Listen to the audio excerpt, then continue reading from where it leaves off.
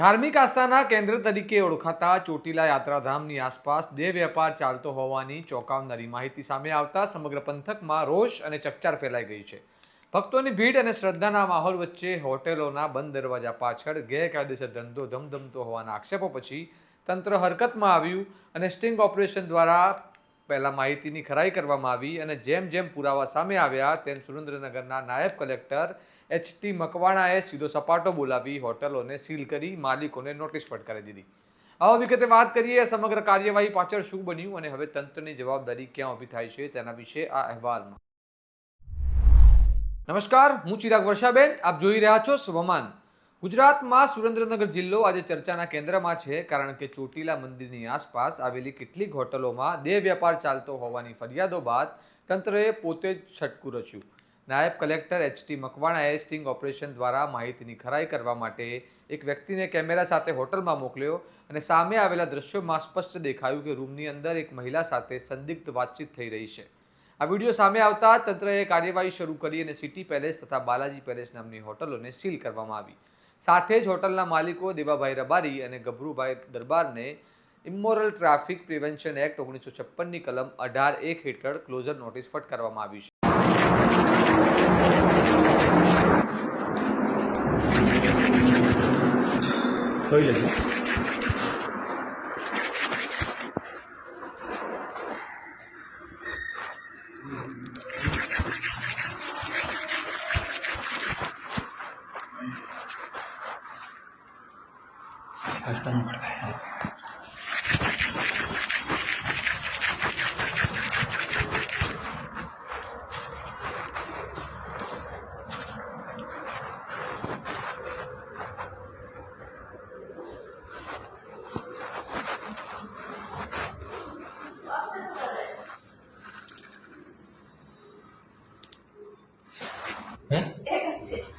એક જ છે,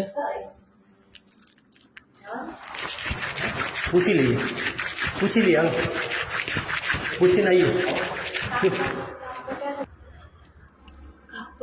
પછી પૈસા દેવાના 1000 રૂપિયા એમ પૂછો પૂછ કરી છો નીચે ક્યાં પૂછાનો કામ કરતી મૂકી દે ને 1000 રૂપિયા પૂછવું પડે।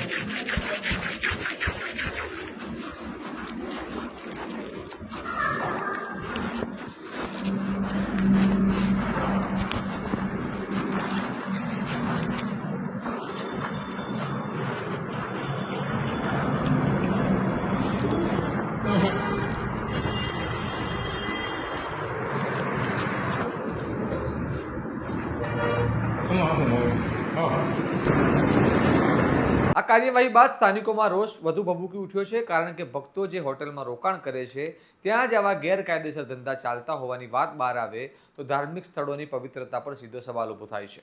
લોકો પૂછે છે કે જો આ બધું લાંબા સમયથી ચાલતું હતું તો સ્થાનિક પોલીસ અને સર્વેલન્સ ટીમો શું કરી રહી હતી? શું ક્રાઇમ બ્રાન્ચને આની જાણ ન હતી કે પછી જાણ હોવા છતાં આંખ મીચીને બેસી રહેવામાં આવ્યું? ધાર્મિક સ્થળોની આસપાસ દેહ વેપાર માત્ર કાયદાનો ભંગ નથી પરંતુ સમાજની આસ્થા અને સુરક્ષા બંને પર ઘા છે। સાંભળો આ મામલે નાયબ કલેક્ટર એચ.ટી. મકવાણાએ શું કહ્યું।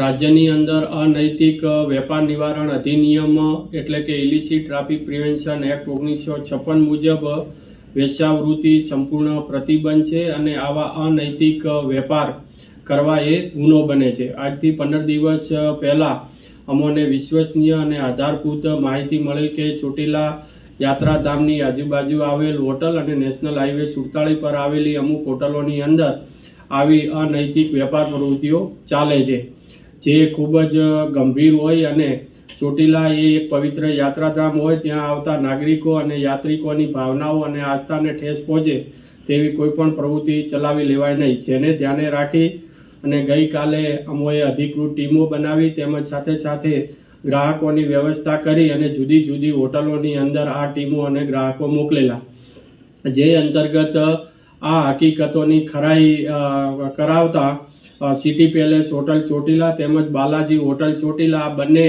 હોટલોની અંદરથી આ અનૈતિક વેપાર છે એ વેપાર ચાલુ હોવાનો જે માહિતી હતી તે ખરી સાબિત થઈ છે। જે અંતર્ગત આ બંને હોટલ માલિકો સામે ઇલિસિટ ટ્રાફિક પ્રિવેન્શન એક્ટની કલમ 18 હેઠળની ક્લોઝર નોટિસ ઇસ્યુ કરીને આગળની કાયદેસરની કાર્યવાહી હાથ ધરેલ છે. આ સમગ્ર ઘટનાએ તંત્રની ભૂમિકાને લઈને ગંભીર પ્રશ્નો ઊભા કર્યા છે. શું કાર્યવાહી માત્ર સ્ટિંગ બહાર આવ્યા પછી જ થાય છે કે પછી તંત્ર પોતાની ફરજ તરીકે પહેલેથી જ આવા ગેરકાયદેસર ધંધા સામે પગલાં લેવું જોઈએ? ભક્તોની સુરક્ષા, આસ્થા અને જાહેર વ્યવસ્થાની જવાબદારી કોની છે? અને જો ધાર્મિક સ્થળોની આસપાસ આવા કારસા લાંબા સમય સુધી ચાલતા રહેશે તો તેની જવાબદારી કોણ લેશે? હવે જોવાનું રહ્યું કે આ કાર્યવાહી માત્ર હોટેલો સીલ કરવા સુધી સીમિત રહે છે કે પછી આ નેટવર્કની ઊંડાણપૂર્વક તપાસ કરીને જવાબદાર અધિકારીઓ અને સંડોવાયેલા તમામ લોકો સામે કડક પગલાં લેવામાં આવશે. તમારું આ મામલે શું મંતવ્ય છે તે અમને કમેન્ટ બોક્સમાં જરૂર જણાવો. સ્વમાનની ચેનલને સબસ્ક્રાઇબ કરવાનું ભૂલતા નહીં અને જોતા રહો સ્વમાન. નમસ્કાર.